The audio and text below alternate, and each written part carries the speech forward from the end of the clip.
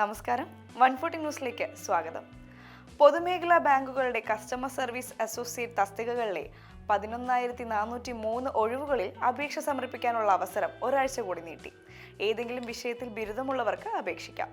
കേരളത്തിൽ 108 ഒഴിവുകളാണുള്ളത്. ഓൺലൈൻ അപേക്ഷ സമർപ്പിക്കേണ്ട അവസാന തീയതി ഓഗസ്റ്റ് 28 ആണ്. വിദ്യാഭ്യാസ യോഗ്യത അംഗീകൃത സർവകലാശാലയിൽ നിന്ന് ഏതെങ്കിലും വിഷയത്തിൽ ബിരുദം. കമ്പ്യൂട്ടർ പരിജ്ഞാനം നിർബന്ധമാണ്.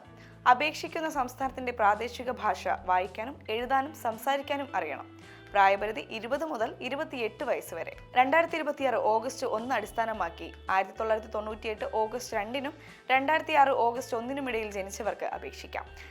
SC, ST വിഭാഗങ്ങൾക്ക് 5 വർഷവും OBC വിഭാഗത്തിന് 3 വർഷവും ഉൾപ്പെടെ കേന്ദ്ര സർക്കാർ ചട്ടപ്രകാരമുള്ള വയസ്സിളവ് ലഭിക്കും. ശമ്പളം നിയമനം ലഭിക്കുന്നവർക്ക് 24,050 മുതൽ 64,480 രൂപ വരെ ശമ്പള സ്കെയിലിലാണ് നിയമനം ലഭിക്കുക.